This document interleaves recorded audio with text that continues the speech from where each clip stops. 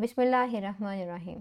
तो चलें आज हम सॉल्व कर लेते हैं इंटर पार्ट 1 का मैथमेटिक्स का गुजरांवाला बोर्ड का 2023 का पास्ट पेपर। ठीक है, इससे पहले वाली वीडियो में फर्स्ट पार्ट में हम क्वेश्चन नंबर 2 और क्वेश्चन नंबर 3 को बहुत डिटेल में सॉल्व कर चुके हैं, जिसमें हमने शॉर्ट आंसर्स को बेसिकली सॉल्व किया था।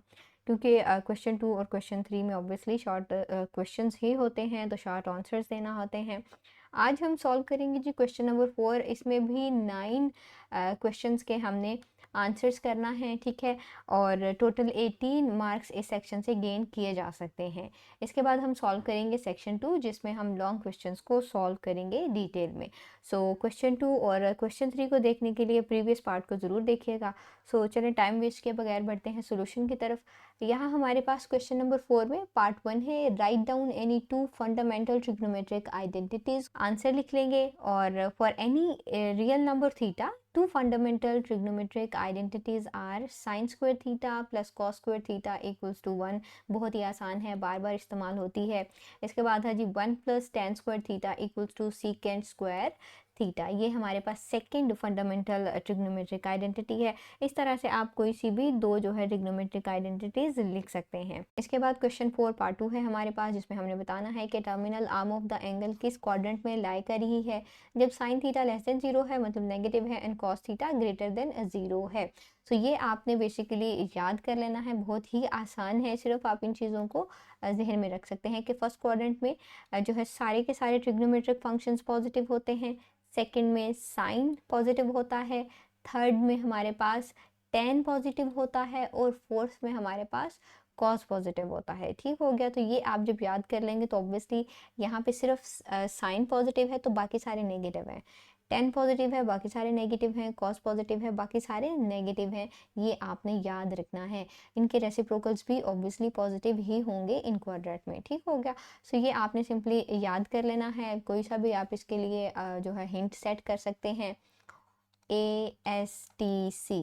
ठीक है, ये सिंपल सा इसका है, ऑल साइन टेन कॉस। ठीक है, सो ये इनके फर्स्ट लेटर्स का हमने एक जैसे एक हिंट प्रिपेयर कर लिया है कि ये जो है हमारे पास फंक्शंस क्वाड्रेंट्स में रिस्पेक्टिवली पॉजिटिव होते हैं। ठीक है, सो बढ़ते हैं सोल्यूशन की तरफ जी। चूँकि साइन थीटा लेस देन 0 है तो साइन थीटा ऑब्वियसली थर्ड और फोर्थ क्वाड्रेंट में लाई कर रहा होगा, और कॉस थीटा पॉजिटिव है तो कॉस थीटा सिर्फ और सिर्फ इसमें और इसमें पॉजिटिव है, तो ये फर्स्ट या फिर फोर्थ क्वाड्रेंट में लाई कर रहा है। सो अब हमने कॉमन देख लेना है, third first fourth fourth. So common हमारे पास ये रहा। सो थीटा जो है उसकी जो टर्मिनल आर्म है वो फोर्थ क्वाड्रेंट में लाई कर रही है। सो ये हमारा बहुत आसान सा आंसर था। तो चलिए जी वेरिफिकेशन कर लेते हैं। इस साइड को हमने इस साइड के इक्वल प्रूव करना है। एक साइड से स्टार्ट होंगे, दूसरी साइड के इक्वल आंसर आ जाना चाहिए। अगर आ जाएगा तो ऑब्वियसली हमारा सोल्यूशन बिल्कुल ठीक होगा। ठीक है, क्योंकि वेरिफिकेशन है इसका मतलब है कि ये ट्रू है, हमने जस्ट वेरीफाई करना है, हमने अपने प्रोसेस से शो करना है। सो आपका आंसर इसको वेरीफाई करना चाहिए, अदरवाइज आपका आंसर गलत होगा, सोल्यूशन गलत होगा। सोल्यूशन लिख लेंगे, लेफ्ट हैंड साइड लिख लेंगे, लेफ्ट हैंड साइड वाली टर्म लिख लेंगे। सिंपली हम टेबल से वैल्यू सब्स्टिट्यूट कर लेंगे, sine 60 cos 30 cos 60 and sine 30 की। सिंप्लीफिकेशंस करेंगे, हमारे पास आ जाएगा 1/2। इसको इक्वेशन नंबर 1 का नाम दे लेंगे। अब राइट हैंड साइड पे भी जो हमारे पास टर्म मौजूद है वो लिख लेंगे, उसकी भी टेबल वैल्यू हम इसमें सब्स्टिट्यूट कर देंगे, आ जाएगा 1/2। अब आप देखिए from equation 1 and 2 left hand side और राइट हैंड साइड इक्वल है। इसका मतलब है कि जो गिवन हमारे पास इक्वेशन थी वो वेरीफाई हो रही है। क्वेश्चन 4 पार्ट 4 है, जिसमें हमने ट्रिपल एंगल आइडेंटिटी को प्रूव करना है। सो प्रूफ लिख लेंगे, लेफ्ट हैंड साइड लिख लेंगे, लेफ्ट हैंड साइड की टर्म लिख लेंगे, 3 अल्फ़ा को स्प्लिट कर लेंगे एज 2 अल्फ़ा प्लस अल्फ़ा, ये 3 अल्फ़ा ही हो जाएगा। इसके बाद हमारे पास फॉर्मूला होता है sine A plus B equals to sine A cos B plus cos A sine B. ठीक है, आपने यहाँ से ए और बी को आइडेंटिफाई करना है और इस फॉर्मूला में सब्स्टिट्यूट कर देना है। इसके बाद ये साइन 2 अल्फ़ा इक्वल होता है 2 साइन अल्फ़ा कॉज अल्फ़ा के, और कॉस 2 अल्फ़ा हमारे पास बेसिकली इक्वल होता है cos square alpha minus sine square alpha. ठीक है, कॉस स्क्वायर अल्फ़ा को अगेन आप सब्स्टिट्यूट कर देंगे, 1 minus sine square alpha minus sine square alpha, ये वाला। ठीक है, और यहाँ से अल्टीमेटली हमारे पास आ जाएगा 2 साइन स्क्वायर अल्फ़ा। सो हमने यहाँ पे उसको सब्स्टिट्यूट कर दिया। मल्टीप्लिकेशन कर लेंगे, इन दोनों की मल्टीप्लिकेशन से कॉस स्क्वायर अल्फ़ा आ जाएगा। इधर भी मल्टीप्लिकेशन करेंगे 1 को साइन अल्फ़ा से, इसको भी साइन अल्फ़ा से। ये स्क्वायर है, यहाँ पे पावर 1 है तो यहाँ पे क्यूब हो जाएगा, ठीक है। इसके बाद हम सिंपली कॉस स्क्वायर अल्फ़ा की जगह पे 1 minus sine square alpha substitute करेंगे। ये दोनों टर्म्स एज इट इज़ रहेंगी, इसको फिर से मल्टीप्लाई कर देंगे। एडिशन एंड सब्ट्रैक्शन है बेसिक। इसके बाद हमारे पास ये टर्म आ जाएगी which is equals to the right hand side of this equation. तो हम यहाँ पे सिंपली लिख देंगे हैंस प्रूव्ड, और उसके बाद आप सिंपल ये वाली इक्वेशन दोबारा से लिख दें और यही आपका रिक्वायर्ड आंसर होगा। क्वेश्चन 4 पार्ट 5 है हमारे पास, जिसमें अगेन एक प्रूफ है। प्रूफ लिख लेंगे, लेफ्ट हैंड साइड लिख लेंगे, लेफ्ट हैंड साइड की टर्म लिख लेंगे। कॉट अल्फा इक्वल होता है cos alpha over sine alpha, और टेन अल्फा इक्वल होता है sine alpha by cos alpha. Subtraction का साइन एज इट इज़। इसके बाद हमने सिंपली एलसीएम कैलकुलेट करना है। So sine alpha dot cos alpha, ये मल्टीप्लाई हो रहे हैं, यहाँ पे सिर्फ साइन अल्फा है, कॉस अल्फा नहीं है। सो कॉस अल्फा यहाँ पे लिख लेंगे और ये वाला कॉस अल्फा इधर उसके साथ मल्टीप्लाई कर देंगे, ये माइनस का साइन आ जाएगा। देखिए यहाँ पे कॉस अल्फा है, ठीक है, ये हो गया। साइन अल्फा इसमें से एब्सेंट है, सो हम साइन अल्फा यहाँ पर लिख लेंगे और साइन अल्फा न्यूमरेटर वाला उसके साथ हम मल्टीप्लाई कर देंगे। अल्टीमेटली ये कॉस स्क्वायर अल्फा हो जाएगा, साइन स्क्वायर अल्फा और नीचे साइन अल्फा कॉस अल्फा। अब हमारे पास फॉर्मूला होता है 2 साइन अल्फा कॉस अल्फा के लिए, ठीक है, जिसको हम लिख लेते हैं साइन 2 अल्फा। सो इसके लिए हमें यहाँ पे भी 2 की ज़रूरत है, यहाँ पे भी। बेसिकली हमें यहाँ पे ज़रूरत है, तो हम यहाँ पे लगाने के लिए इसके साथ सिंपली मल्टीप्लाई भी करेंगे और डिवाइड भी करेंगे कि डिवीजन वाला न्यूमरेटर में चला जाएगा। सो अल्टीमेटली हम इसे इस तरह से लिख सकेंगे। ये हमारे पास हो जाएगा साइन 2 अल्फ़ा, और ये हमारे पास cos square alpha minus sine square alpha equal होता है कॉस 2 अल्फ़ा के, ठीक है। ये cos 2 alpha over sine 2 alpha हमारे पास कॉट 2 अल्फ़ा हो जाएगा, 2 एज इट इज़, और ये हमारे पास राइट हैंड साइड है which is the required answer. आप नीचे सिर्फ लिख देंगे हैंस प्रूव्ड, और उसके बाद आप दोबारा से इक्वेशन लिख सकते हैं और यही आपका रिक्वायर्ड आंसर होगा। क्वेश्चन 4 पार्ट 6 है, जिसमें हमने इस ट्रिग्नोमेट्रिक सम को एज ए प्रोडक्ट शो करना है। एट पेज नंबर 333 हमारे पास फॉर्मूलाज मौजूद हैं। वहाँ पर फॉर्मूला इस तरह से गिवन है कि यहाँ पे P और Q लिखा हुआ है। इससे थोड़ी सी कन्फ्यूजन क्रिएट हो सकती है, जैसे पहले अल्फाज और बीटा में फॉर्मूलाज हैं, उसके बाद उन्होंने P और Q में इनको कन्वर्ट किया है, तो उससे थोड़ा सा इशू हो सकता है। तो आप ऐसा करिएगा कि आप सिंपली इन फार्मूलाज को in the form of PQ की बजाय अल्फ़ा बीटा याद कर लें, या फिर जैसे आपने प्रैक्टिस की है इस सारा साल आप उसको ऐसे भी कर सकते हैं, ठीक है। अब देखिए ये जो हमारे पास ब्रैकेट के अंदर टर्म है, ठीक है, फर्स्ट वाले में ये अल्फ़ा है सिंपली, और ये हमारे पास बीटा है, ठीक है। तो ये बन जाएगा sine alpha plus sign beta. उसके लिए हमारे पास फॉर्मूला ये होता है, अल्फ़ा और बीटा हमने लिख लिए हैं। इसके बाद हम सिंपली इस फॉर्मूला में राइट हैंड साइड में अल्फ़ा और बीटा की वैल्यू सब्स्टिट्यूट कर देंगे, सिंप्लीफिकेशंस करेंगे, और उसके बाद हमारे पास रिक्वायर्ड प्रोडक्ट आ जाएगी जो कि हमने इसके रिजल्ट में ऑब्टेन करना थी, और यही हमारा रिक्वायर्ड सोल्यूशन होगा। क्वेश्चन 4 पार्ट 7 है हमारे पास, जिसमें हमने डोमेन और रेंज लिखना है साइन थीटा की। This is the graph of the sine theta, जो कि हमें ऑब्टेन होता है जब हम x को डिफरेंट वैल्यूज़ देते जाते हैं, तो हमारे पास different values of sine x आती जाती हैं, जिनके कोरिस्पॉन्डिंग हमारे पास इस तरह से साइनसॉइडल ग्राफ बनती है। अब देखें, हम चाहे x को जो मर्ज़ी वैल्यू दें, हमारे पास जो y है y 1 और -1 के दरमियान ही रहता है, ठीक है, ये इससे आगे पीछे नहीं जाता है। सो इसका मतलब है कि जो रेंज है, जो आंसर है हमारे पास, वो -1 और 1 के दरमियान ही रहेगा, उनके इक्वल आएगा या उनके दरमियान रहेगा। इन पॉइंट्स पे इक्वल है और यहाँ पे उनके दरमियान है, ठीक हो गया। सो सबसे पहले हम लेट कर लेते होते हैं सोल्यूशन में y equals to sine x, मतलब कोई फंक्शन को नाम दे लेते हैं। डोमेन ये है कि हम -इन्फिनिटी से पॉजिटिव इन्फिनिटी तक सारी की सारी वैल्यूज़ दे सकते हैं x को। डोमेन का मतलब है जो हम इनपुट देते हैं, और रेंज हमारे पास जो उसके कोरिस्पॉन्डिंग आंसर्स आते हैं। सो हम जो भी वैल्यूज़ दे लें, देखिए कोरिस्पॉन्डिंगली हमारे पास -1 to 1 ही रह रहा है y का आंसर। सो ये हमारी रेंज है और यही रिक्वायर्ड आंसर है। क्वेश्चन 4 पार्ट 8 है हमारे पास, जिसमें स्टेटमेंट कुछ इस तरह से है कि एक लैडर है, ठीक है, जो कि एक दीवार के अगेंस्ट खड़ी की गई है।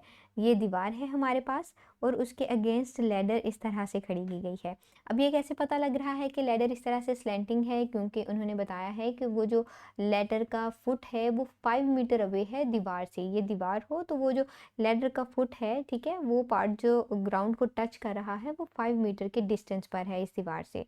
सो इसका मतलब है कि ऑब्वियसली जो हमारे पास लैडर है वो थोड़ी सी स्लैंटिंग होगी, जो कि हाइपोटेन्यूज फॉर्मुलेट कर रही होगी। ठीक है, ये हमारे पास परपेंडिकुलर हो जाएगा, ये हमारे पास बेस हो जाएगी और ये हमारे पास हाइपोटेन्यूज हो जाएगा।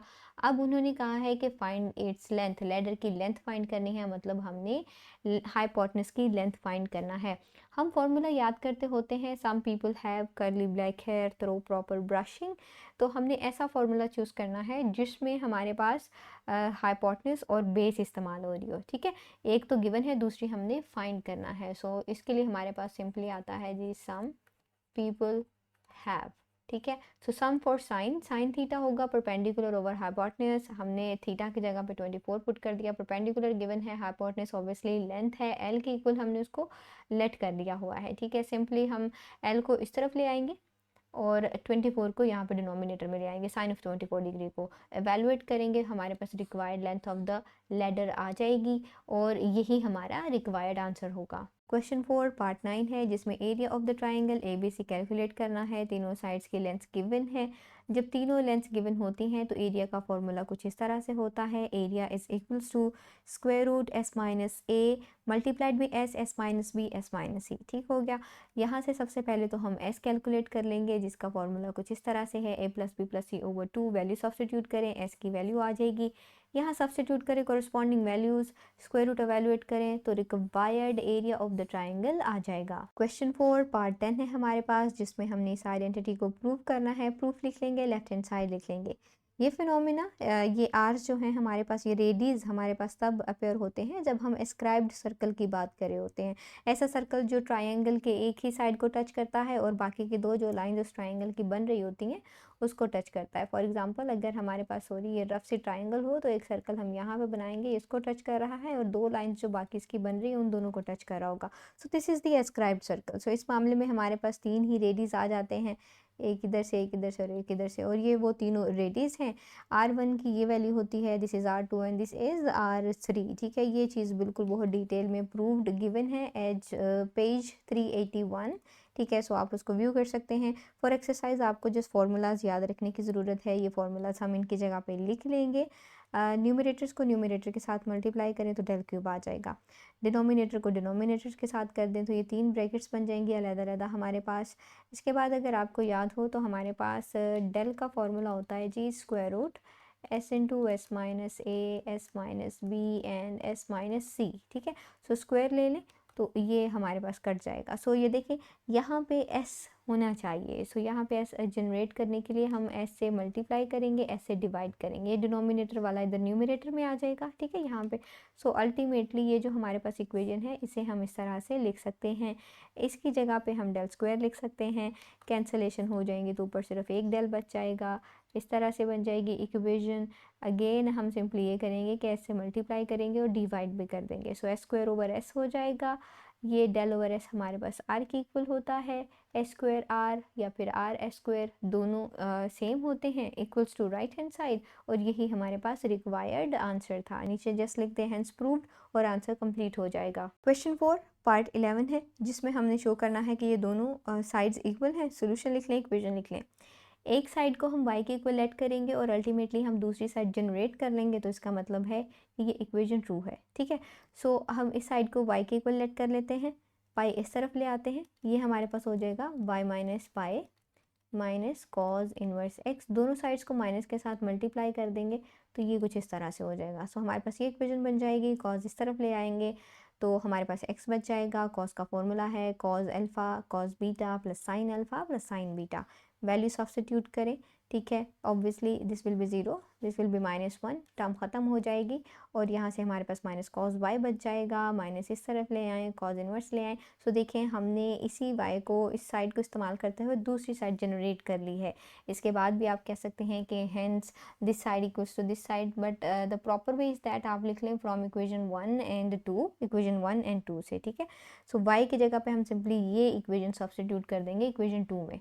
ये भी कह सकते हैं कि यूजिंग इक्वेशन 1 इन 2, या फिर 2 को 1 में इस्तेमाल कर लें, दोनों सेम है, ठीक है। तो देखें y की जगह पे ये वैल्यू रख लेंगे तो हमारे पास बिल्कुल वही इक्वेशन बन जाएगी जिसको हमने शो करना था, प्रूव करना था। तो नीचे लिख लेंगे हेंस प्रूव्ड। अब जहाँ पे हमने बेसिकली इसको प्रूव करना है तो हमारे लिए बेहतर यही है कि हम यहाँ पे प्रूफ लिखें, ठीक है। सो जब भी प्रूव करना होता है तो यहाँ पे प्रूफ लिखें, ये रहा, ठीक है। सो ये आपका रिक्वायर्ड आंसर है। क्वेश्चन 4 पार्ट 12 है जिसमें हमने इस ट्रिग्नोमेट्रिक एक्सप्रेशन की वैल्यू फाइंड करना है। सबसे पहले सोल्यूशन लिख लें, डायरेक्टली भी आप कर सकते हैं लेकिन थोड़े से स्टेप्स होने चाहिए ताकि पेपर में कुछ दिखे और आपको मार्क्स अच्छे मिल सके। सबसे पहले गिवन ट्रिग्नोमेट्रिक एक्सप्रेशन लिख लें, लेट कर लेंगे हम ये जो ब्रैकेट के अंदर टर्म है this is equals to y and we know that cos inverse square root 3/2 equal होता है π/6 के। देखें कॉज की वैल्यू स्क्वायर रूट 3/2 कब आती है, जब π/6 इक्वल होता है थीटा के, या थीटा π/6 के इक्वल होता है। तो y की हमारे पास ये वैल्यू आ गई। फिर हम क्या करेंगे, सिंपली ये ट्रिग्नोमेट्रिक एक्सप्रेशन लिख लेंगे साइन एज इट इज़। हमने इसको y के इक्वल लेट किया था, y का आंसर π/6 आया है। साइन ऑफ π/6 की वैल्यू हमारे पास आती है 1/2 and this is the required answer. Question 4 part 13 है जिसमें इस आइडेंटिटी को प्रूव करना है।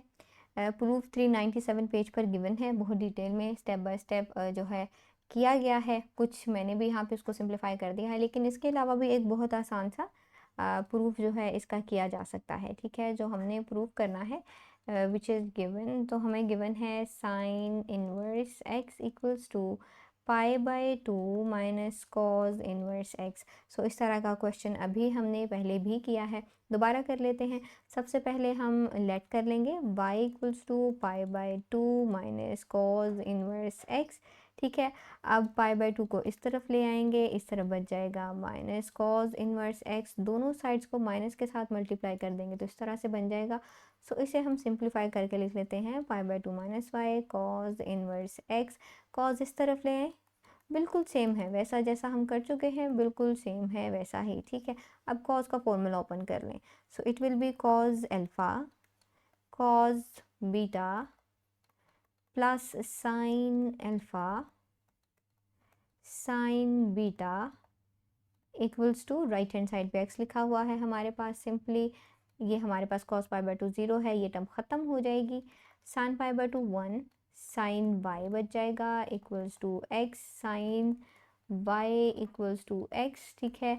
सो इसे यहाँ पे कर लेते हैं, y हमारे पास आ जाएगा साइन इनवर्स x, ठीक है। इसे इक्वेशन नंबर 2 का नाम दे लें, ये y वाली इक्वेशन को 1 का नाम दे लें, 1 और 2 को कंपेयर कर लें या फिर 2 को 1 में इस्तेमाल कर लें, ठीक है, यूजिंग इक्वेशन 2 इन 1, ठीक है। 1 में इस्तेमाल करेंगे तो y की जगह पे simply sine inverse x substitute कर देंगे और right hand side as it is लिख देंगे minus cos inverse x, hence proved, that's इट। ये और भी आसान है, लेकिन अगर आप बुक वाले तरीके से करना चाहते हैं तो आप उसे वैसे भी कर सकते हैं। तो चलें सॉल्व कर लेते हैं सेक्शन 2 को, जिसमें बेसिकली 5 क्वेश्चंस गिवन होते हैं। हर क्वेश्चन के 2 पार्ट्स होते हैं।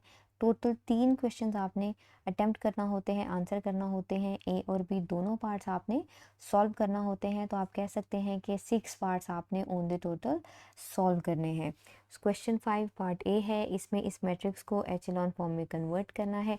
यहाँ पे मैंने सिंप्लिसिटी के लिए एक मैट्रिक्स लिख दिया है जिसमें ये 1 2 3 4 5 6 ये सारे नंबर बता रहे हैं कि कौन से नंबर पर किस एलिमेंट के लिए हमने ऑपरेशन लगाना है, ठीक है। एलिमेंट्री जो हमारे पास ऑपरेशंस होते हैं। At page number 115 elementary operations given हैं 3, बहुत आसान से हैं, उनको आपने याद कर लेना है। सबसे पहले हमने इस एलिमेंट के लिए ऑपरेशन लगाना है, मतलब इसके लिए, ठीक है, ये जो हमारा बेसिक मैट्रिक्स है इसके लिए इसको हमने 1 बनाना होता है। तो ये देखिए इसमें 1 है, तो एलिमेंट्री ऑपरेशन हमारे पास है कि हम रोज़ को इंटरचेंज कर देते हैं। हम सिंपली रो 1 और रो 2 को इंटरचेंज कर देंगे, मतलब इस रो को ऊपर ले जाएंगे। तो ये देखिए हमारे पास ये आंसर आ जाएगा और ये हमने इस पर ऑपरेशन लगाया है। इसके बाद सेकंड ऑपरेशन हमने इस एलिमेंट के लिए करना है, इस एलिमेंट के लिए। तो यहाँ पे हमने 0 बनाना है। तो देखिए अगर हम, ये हमारे पास 1 है, 1 को अगर हम -2 के साथ मल्टीप्लाई कर दें तो ये आ जाता है -2, ठीक है। तो इन दोनों को फिर हम ऐड कर दें तो हमारे पास यहाँ पे 0 आ जाएगा। सो हम यहाँ पे क्या करने वाले हैं, रो 2 ऐड करेंगे, लेकिन उससे पहले हमने इसको -2 के साथ मल्टीप्लाई करना है रो 1 को। आंसर हमने लिखना है रो 2 में। सो सिंप्लिसिटी के लिए अगर आप रफ राइटिंग में करना चाहें तो ये कर सकते हैं, पहले आप रो 2 लिख लें, जो हमारे पास थी 2 3 -1 एंड 9, ये हमारे पास रो 2 है, ठीक है। इसके बाद हमने रो 1 को -2 के साथ मल्टीप्लाई कर लेना है, वो आ जाएगा -2 2 -4 एंड 6। इसके बाद आप इसको सिंपली सॉल्व कर लें, यहाँ पे हमारे पास आ जाएगा 15 -5 5 एंड 0। तो ये आंसर आप यहाँ पे लिख लेंगे, ठीक है। सो ये जस्ट सिंपली मैंने यहाँ पे यही लिखा हुआ है। इसके बाद तीसरे नंबर पर, इस पर हमने ऑपरेशन अप्लाई करना है, इस एलिमेंट पर, मतलब इस एलिमेंट पर अब हम ऑपरेशन अप्लाई करेंगे, ठीक है। इसको भी हमने 0 बनाना है। रो 1 को -3 के साथ मल्टीप्लाई करें और फिर ऐड कर दें रो 3 में। आंसर हमने रो 3 में लिखना है। तो देखिए इसी तरह से बिल्कुल आपने फिर से कैलकुलेशन कर लेनी है। अब हमारे पास मैट्रिक्स इस तरह से आ गया है। इस एलिमेंट की बारी है, इसको 1 बनाना है। उसके लिए सिंपली आप उसको 1/5 से मल्टीप्लाई कर देंगे, क्योंकि 5 है ना, ठीक है। तो 1/5 से मल्टीप्लाई करेंगे तो हमारे पास 1 आ जाएगा, ठीक है। सो पूरी की पूरी रो को 1/5 से मल्टीप्लाई कर दिया। इसके अलावा हमने इस पर ये ऑपरेशन अप्लाई नहीं करना है, इससे यहाँ पे 0 आ जाता है, जिससे हमें एचेलॉन फॉर्म ऑब्टेन नहीं होगी। सो जो डायगोनल एलिमेंट्स होते हैं उनके लिए यूजुअली मल्टीप्लिकेशन ही होती है, ठीक है। सो हमने ये ऑपरेशन अप्लाई नहीं करना है। इसके बाद जी बारी है हमारे पास इस एलिमेंट के बाद इस एलिमेंट की, फिफ्थ एलिमेंट की। सो हमारे पास मैट्रिक्स सिंप्लीफाई हो गई, ये है, हमने इसको 0 बनाना है, ठीक है। सो इसको 0 बनाने के लिए हम ये सेकेंड रो इस्तेमाल करेंगे, क्योंकि 0 में 0 ऐड होगा तो कोई फ़र्क नहीं पड़ेगा। ऑपरेशन लिखा हुआ है, इसके बाद कोरिस्पॉन्डिंगली सारे आप ऑपरेशन उन पे अप्लाई कर लेंगे और अल्टीमेटली आपके पास ये फॉर्म आ जाएगी, ठीक है, जिसमें सारे डायगोनल एलिमेंट्स 1 है। बेसिकली ये रो का लीडिंग एलिमेंट है, लीडिंग एलिमेंट सबसे पहले वाला एलिमेंट ये 1 होना चाहिए और उसके बाद वाले जो सारे के सारे एलिमेंट्स हैं वो 0 होने चाहिए, ठीक है। ये अगेन लीडिंग एलिमेंट है तो उसका 1 होना ज़रूरी था, इसके अलावा ज़ीरोज़ हैं। ये लीडिंग एलिमेंट है जो कि नॉन ज़ीरो एलिमेंट है ना, leading element means that the सबसे पहला नॉन ज़ीरो एलिमेंट, ठीक है। सो ये दोनों हमारे पास अगेन ज़ीरोज़ हैं। सो ये हमारे पास एक एचेलॉन फॉर्म आ गई है which is the required answer. So आपने सिंपली इस तरह के क्वेश्चन को सॉल्व करने के लिए ये याद कर लेना है कि किस सीक्वेंस में आपने ऑपरेशंस अप्लाई करने हैं और अल्टीमेटली फॉर्म किस तरह की नज़र आनी चाहिए। क्वेश्चन 5 पार्ट बी है, जिसमें हमने इस इक्वेशन को सॉल्व करना है, ठीक है। इसे फर्स्ट ऑफ ऑल हम कन्वर्ट कर लेंगे रेडिकल इक्वेशन में। उसके लिए हमें सिंप्लीफाई करना पड़ेगा, मल्टीप्लाई करेंगे, ठीक है। फिर ये सारी टर्म उठा के हम लेफ़्ट पे ले आएंगे, माइनस के साइन के साथ आ जाएंगे, इसका भी साइन चेंज हो जाएगा और इसका भी, ठीक है। सिंप्लीफाई करेंगे तो हमारे पास कुछ इस तरह से टर्म बन जाएगी, इक्वेशन बन जाएगी, सॉरी। सो ये हमारे पास रेडिकल इक्वेशन है।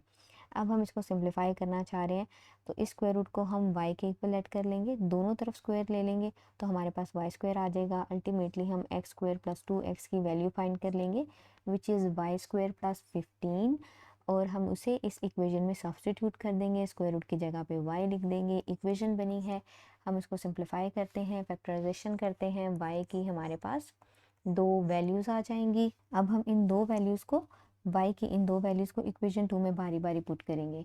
एक बार हम y इक्वल्स टू 4 इक्वेशन 2 में सब्स्टिट्यूट करेंगे, यहाँ पे हमने y लिखा था, और एक बार y इक्वल्स टू -3, y की जगह पे सिंपली हम वैल्यूज़ पुट कर देंगे, सिंप्लीफिकेशन करेंगे, ठीक है। क्वाड्रेटिक फार्मूला इस्तेमाल किया और उसकी हेल्प से हमारे पास x की कुछ वैल्यूज़ आ गई हैं, रूट्स आ गए हैं।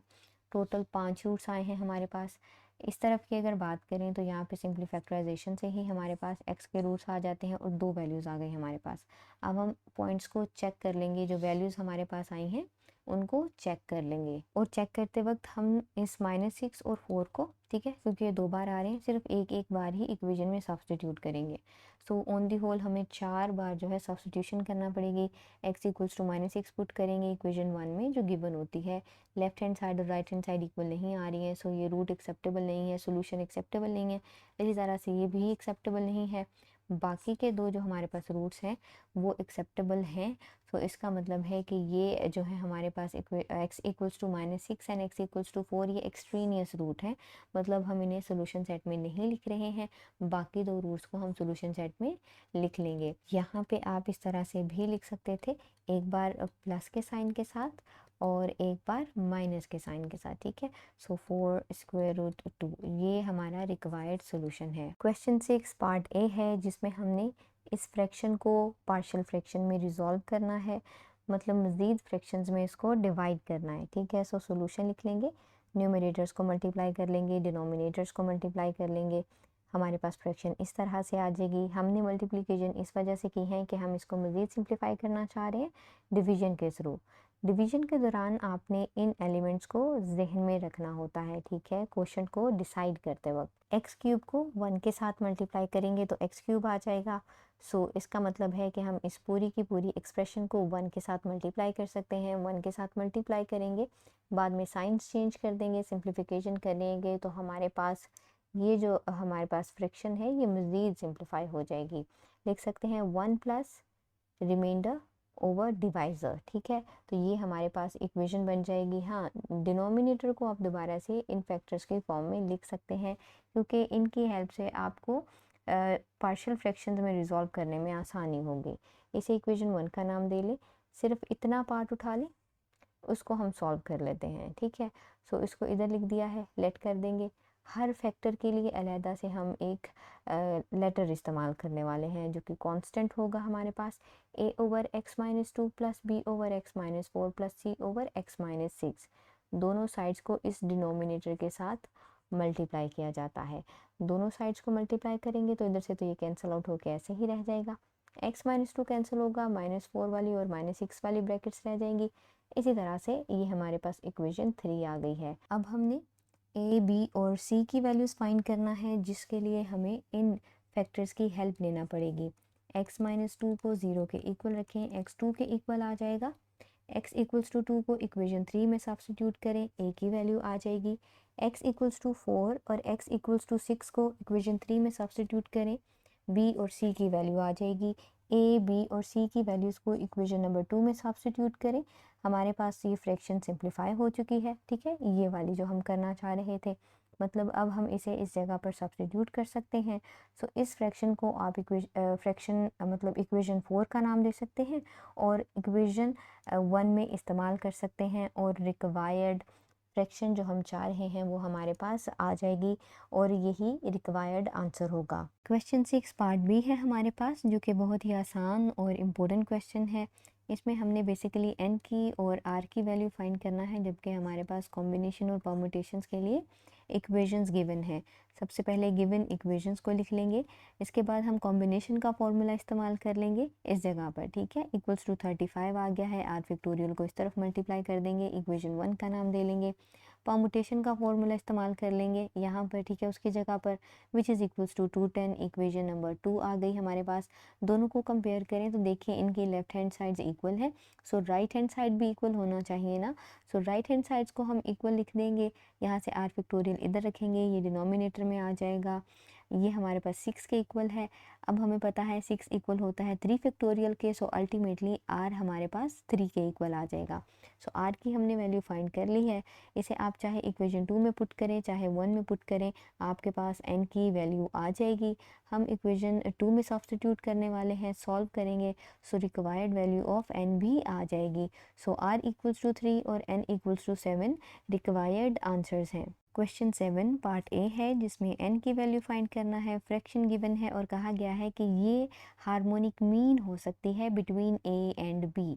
ठीक है, हार्मोनिक मीन को आपने याद रखना है, सोल्यूशन लिख लेंगे।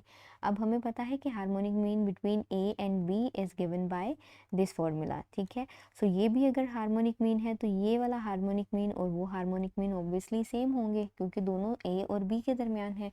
सो दोनों को इक्वल रख लेंगे। ठीक है, इसे भी और ये जो एक फॉर्मूला है बाय डेफिनेशन उसे भी क्रॉस मल्टीप्लिकेशन करेंगे। ठीक है, क्रॉस मल्टीप्लिकेशन के बाद टर्म बाय टर्म मल्टीप्लिकेशन करेंगे, सिंप्लीफिकेशंस करेंगे, ए वाली टर्म्स एक तरफ, बी वाली टर्म्स दूसरी तरफ। अब हमने थोड़ी सी मज़ीद सिंप्लीफिकेशन करना है कि हमने कॉमन लेना है। यहाँ पे हमारे पास गिवन है a to the power n+2, इसे हम यूँ भी लिख सकते हैं n++1 या फिर ऐसे भी लिखा जा सकता है a to the power 1। Ultimately हमारे पास यही आंसर आ जाता है। अब इधर से, ठीक है, और इधर से a की पावर में n+1 कॉमन लेना है। ठीक है, सो ये टर्म हमने यहाँ पे लिख ली है। a n+1 इस टर्म में से निकालें तो बाकी a की पावर में 1 बचता है जिसे हम ए भी कह सकते हैं। ठीक है, सो ये देखें इस टर्म में से ए बच जाएगा माइनस और इस टर्म में से बी बच जाएगा। बिल्कुल इसी तरह से इधर से भी कॉमन लेंगे, ये कैंसिल आउट हो जाएंगे, ये इधर डिवीजन में आ जाएगा, यहाँ पे 1 बच जाएगा। अब अगर हमारे पास हो x² ओवर y² तो इसे हम लिख सकते हैं x over y whole square. यही इनके लिए भी कर लिया गया है। 1 हमें पता है किसी भी वेरिएबल कांस्टेंट किसी भी चीज़ की पावर में जब ज़ीरो लिया जाता है तो हमारे पास आ जाता है 1। सो हम बेसिकली a ओवर b की पावर में ज़ीरो लिखेंगे तो भी 1 आ जाएगा। पावर्स को कंपेयर कर लेंगे, n+1 0 के इक्वल है। सॉल्व करेंगे n के लिए तो n-1 के इक्वल आ जाएगा और यही रिक्वायर्ड आंसर है। क्वेश्चन 7 पार्ट बी है जिसमें हमने मैथमेटिकल इंडक्शन को इस्तेमाल करना है और प्रूव करना है formula for every positive integer. ठीक है, ये हमारे पास बेसिकली स्टेटमेंट है या इसको प्रोपोजिशन भी कहते हैं। प्रूफ लिख लेंगे, सपोज कर लेंगे इस फॉर्मूला को s ऑफ n के इक्वल। अब जो मैथमेटिकल इंडक्शन है इसके लिए हमारे पास दो कंडीशंस होती हैं कि इस जो हमारे पास ये जो फॉर्मूला है इसके लिए ज़रूरी है कि ये n=1 के लिए ट्रू हो, मतलब लेफ्ट हैंड साइड और राइट हैंड साइड दोनों इक्वल आना चाहिए जब हम n=1 सब्सटीट्यूट करें। सो इसमें आप सब्सटीट्यूट करके देख लें, दोनों साइड्स इक्वल आ रही हैं। सो इसका मतलब है कि गिवन जो हमारे पास फॉर्मूला है वो फर्स्ट कंडीशन को सेटिस्फाई कर रहा है। ठीक हो गया। इसके बाद सेकंड कंडीशन हमारे पास आती है कि अगर ये फॉर्मूला n=k के लिए ट्रू है तो ये फिर n=k+1 के लिए भी ट्रू होगा। इसके लिए पहले हम इस फॉर्मूला में n=k पुट करेंगे। ठीक है, इक्वेशन 1 का नाम दे लेंगे, फिर n=k+1 सब्सटीट्यूट करेंगे और थोड़ी सी सिंप्लीफिकेशन कर लेंगे। ये हमारे पास 1/2 के आ जाएगा। मल्टीप्लिकेशन इसको हम इस तरह से भी लिख सकते हैं, ये कैंसिल आउट हो जाएगा। इक्वेशन 2 का नाम दे लेंगे। इक्वेशन 1 को हमने इक्वेशन 2 की तरह का बनाना है। अब इसके लिए हम सिंपली ये वाली टर्म इस इक्वेशन के दोनों साइड्स में ऐड कर देंगे। ठीक है, इस तरफ भी 1/2 और इस तरफ भी 1/2 के हमने ऐड कर देना है इस इक्वेशन के। सो हम बेसिकली यहाँ पर इसको नहीं लिखेंगे, यहाँ पे नहीं लिख रहे हम इसको, ये जस्ट मैंने आपको बताने के लिए किया है। ठीक है, सो 1/2 टू द पावर k दोनों साइड्स में इक्वेशन 1 के ऐड कर दिया। सिंप्लीफिकेशन कर लेंगे, राइट हैंड साइड पे सिंप्लीफिकेशन की, सिंपली हमने मल्टीप्लाई किया, -1/2 के कॉमन लेंगे, 2 - 1 बच जाएगा विच इज़ इक्वल्स टू 1। और देखिए हमने इक्वेशन 1 से इक्वेशन 2 की राइट हैंड साइड बना ली है। ठीक है, ये राइट हैंड साइड तो हमारे पास होगी। लेफ्ट की हम बात कर लेते हैं। यहाँ पे सिंपली 1/2 के हमने ऐड किया था, ये +1 और -1 नहीं था, लेकिन हम ये खुद से लिखेंगे क्योंकि हम इससे नेक्स्ट वाली टर्म बनाना चाह रहे हैं। सो +1 इसलिए है k-1 एज इट इज़, और +1 का मतलब है कि नेक्स्ट स्टेप की तरफ हम मूव कर रहे हैं। तो जब हमारे पास नेक्स्ट टर्म होती है तो हम प्रीवियस नहीं लिखेंगे। सो देखें अल्टीमेटली अगर इसको हम सेटिस्फाई करें तो यहाँ पे आ जाएगा 2k, ये बाकी सारी टर्म्स भी लिखिएगा। सो ये हमारे पास left hand side of equation 2 भी बन गई, दोनों सेम हो गई। सो जब जब हमारे पास ये स्टेटमेंट n=k के लिए ट्रू होगी तो उसका मतलब है तब n=k+1 के लिए भी ट्रू होगी, बिकॉज वो दोनों सेम हैं। ठीक हो गया। सो इसका मतलब है सेकंड कंडीशन भी सेटिस्फाई हो रही है। हम कह सकते हैं कि गिवन फार्मूला जिसे हमने s ऑफ n का नाम दिया था ये ट्रू है for all positive integers n। Question 8 part A है जिसमें कोसेकेंट थीटा गिवन है, m>0 है, थीटा 0 और π/2 के दरमियान है। इसका मतलब है कि टर्मिनल रे जो है फर्स्ट क्वाड्रेंट में लाई कर रही है। बाकी की ट्रिग्नोमेट्रिक रेशो फाइंड करना है। सबसे पहले हम ये ट्रिग्नोमेट्रिक रेशो इस्तेमाल करने जा रहे हैं, इसकी हेल्प से हम कॉट थीटा फाइंड करेंगे। ठीक है। 1 इस तरफ आएगा -1, स्क्वायर रूट ले लें, 2 वैल्यूज़ आ जाएंगी, एक प्लस के साथ एक माइनस के साथ। टर्मिनल रे फर्स्ट क्वाड्रेंट में है और फर्स्ट क्वाड्रेंट में तो सारी की सारी रेशियोज क्या होती हैं, पॉजिटिव होती हैं। तो इसका मतलब है कि इधर से नेगेटिव का साइन हटा देंगे, हमारे पास इक्वेशन इस तरह से आ गई। कोसेकेंट की जगह पे वैल्यू सब्स्टिट्यूट कर देंगे, स्क्वायर है, स्क्वायर ले लेंगे। अब न्यूमरेटर का सेपरेट स्क्वायर, डिनोमिनेटर का सेपरेट स्क्वायर, न्यूमरेटर के स्क्वायर को एवेलुएट कर लेंगे, डिनोमिनेटर के स्क्वायर को एवेलुएट कर लेंगे, एलसीएम ले लेंगे, सिंप्लीफिकेशन करेंगे, दोबारा से हम इनको क्लोज कर देंगे। सो ये स्क्वायर जो है स्क्वायर रूट के साथ कैंसिल आउट हो जाएंगे और अल्टीमेटली हमारे पास कॉट थीटा की वैल्यू आ जाएगी। अब हम कोसेकेंट थीटा को इस्तेमाल करते हुए साइन थीटा की वैल्यू फाइंड कर लेंगे। सिंपली ये जो हमारे पास इस तरह से टर्म होती है ना, b/c, सो ये AC/b लिखी जाती है, ठीक है। सो सी वाली टर्म ऊपर चली जाएगी, ये 1 हमारे पास a था, मल्टीप्लाई किया, सिंप्लीफिकेशन की तो हमारे पास साइन थीटा आ गया। अब हमें पता है कि कॉट थीटा इक्वल होता है cos theta over sine theta के। साइन थीटा इस तरफ चला जाएगा, मतलब हम कॉस थीटा की वैल्यू यहाँ से ऑब्टेन कर सकते हैं। वैल्यू सब्स्टिट्यूट करेंगे, मल्टीप्लिकेशन करेंगे, कॉस थीटा की वैल्यू आ जाएगी। ठीक हो गया। इसके बाद हम सीकेंट थीटा कॉस थीटा से फाइंड कर लेंगे। सीकेंट थीटा इक्वल होता है 1 ओवर कॉस थीटा के, इक्वल वैल्यू सब्स्टिट्यूट करें, ये न्यूमरेटर में ले जाएं, सीकेंट थीटा आ गया। कॉट थीटा इस्तेमाल करेंगे टेन थीटा फाइंड करने के लिए। टेन थीटा इक्वल होता है 1 over cot theta in all this, और हमें टेन थीटा की भी वैल्यू मिल जाएगी। सो इस तरह से हमने यूजिंग कोसेकेंट थीटा सारी की सारी ट्रिग्नोमेट्रिक रेशियोज फाइंड कर ली। क्वेश्चन 8 पार्ट बी है, जिसमें हमने इस आइडेंटिटी को प्रूव करना है। प्रूफ लिख लेंगे, लेफ्ट हैंड साइड से हम स्टार्ट होंगे, लेफ्ट हैंड साइड वाली टर्म लिख लेंगे। साइन 30 1/2 के इक्वल होता है, इसका आंसर लिख लेंगे। इसके अलावा कोई सी भी दो टर्म्स को जस्ट इकट्ठा करके लिख लेंगे। सो साइन 70 और साइन 10 डिग्री को इकट्ठा करके लिख लिया, sine 50 degree as it is रह गया। इसके बाद हमारे पास फॉर्मूला होता है जी -2 sine alpha sine beta equals to cos alpha plus beta minus cos alpha minus beta. तो मतलब ये है कि यहाँ पे हमें -2 की ज़रूरत है। सो इसके लिए हम सिंपली -2 से मल्टीप्लाई भी करेंगे और डिवाइड भी करेंगे इस इक्वेशन को, ठीक है। सो ये देखें, ये जो हमारे पास है डिनोमिनेटर में -4 बन जाएगा, ये जो -2 है न्यूमरेटर वाला, ये हम इन टर्म्स के साथ अंदर लिख लेंगे। अब हम सिंपली ये फार्मूला लिखेंगे, अल्फ़ा की जगह पे 70 है, बीटा की जगह पे हमारे पास 10 है, इसमें वैल्यू सब्स्टिट्यूट करेंगे, सिंप्लीफिकेशन करेंगे।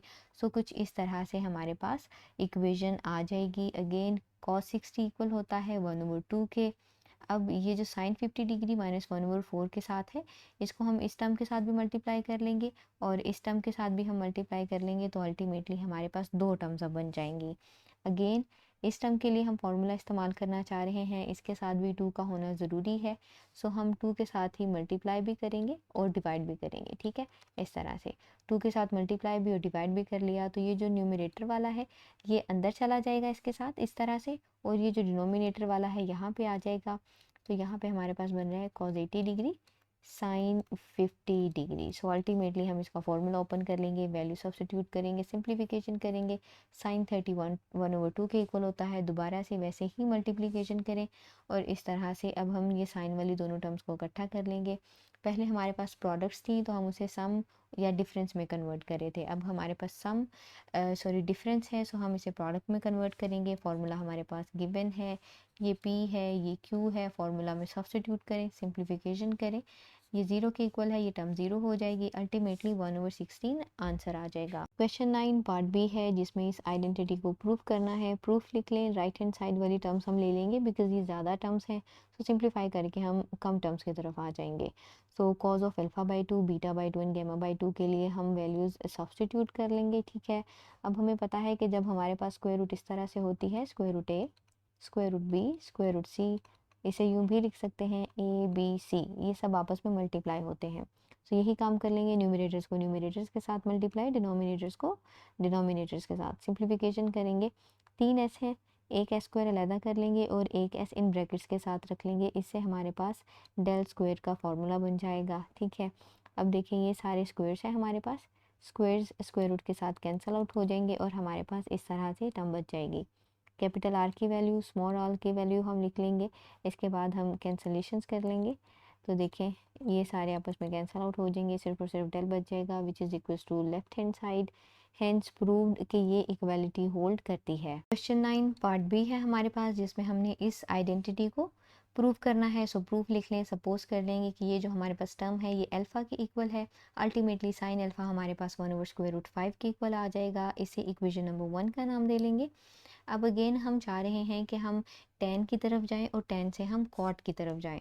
सो ऑब्वियसली साइन मौजूद है, साइन के साथ cos का होना ज़रूरी है। उन दोनों के कॉम्बिनेशन से हम tan बना सकते हैं और tan से हम cot की तरफ जा सकते हैं। सो उसके लिए हम आइडेंटिटी इस्तेमाल कर लेंगे। cos square alpha equals to 1 minus sine square alpha. हमें cos अल्फ़ा चाहिए, स्क्वायर नहीं चाहिए। दोनों तरफ स्क्वायर रूट ले लें तो हमारे पास ये टर्म बन जाएगी, ठीक है, इक्वेशंस बन जाएंगी। वैल्यू सब्स्टिट्यूट कर लेंगे, साइन अल्फ़ा की स्क्वायर ले लेंगे बिकॉज स्क्वायर है, वैल्यूएट कर लेंगे और हमारे पास अल्टीमेटली एक आंसर आ जाएगा। अब sine alpha over cos alpha करेंगे, tan अल्फ़ा बन जाएगा। This is equals to tan alpha which is equals to 1/2। Alpha यहाँ से हमारे पास आ रहा है tan इनवर्स 1/2। इक्वेशन 1 और 2 को कंपेयर करें, इनकी लेफ़्ट साइड्स बराबर हैं तो राइट हैंड साइड्स भी बराबर होना चाहिए। सो हम राइट हैंड साइड्स को भी इक्वेट कर लेंगे और हमारे पास एक इक्वेशन बन जाएगी। अब देखें, इसे आप इक्वेशन 3 का नाम दे लें या फिर नहीं दें, लेकिन ये वैल्यू आपने याद रखनी है क्योंकि हमने आगे इस्तेमाल करनी है।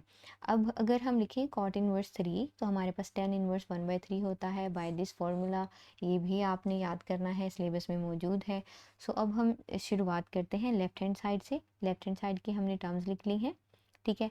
साइन इनवर्स 1/5 की वैल्यू हमारे पास आई थी ultimately equals to tan inverse 1/2। उसकी जगह पे हम tan इनवर्स 1/2 सब्स्टिट्यूट कर लेंगे। cot इनवर्स 3 की जगह पे tan इनवर्स 1/3 सब्स्टिट्यूट करेंगे। अगेन फार्मूला होता है हमारे पास tan inverse a plus tan inverse b का which is equals to tan inverse whole ले लेते हैं और यहाँ पे आ जाता है a plus B over 1 minus a multiplied by b and that's it. a हमारे पास 1/2 है, b 1/3 है। सब्स्टिट्यूट करें, सिंप्लीफाई करें, tan इनवर्स 1 आ जाएगा विच इज़ इक्वल्स टू π/4 और ये हमारे पास राइट हैंड साइड है, ठीक है, ये रहा।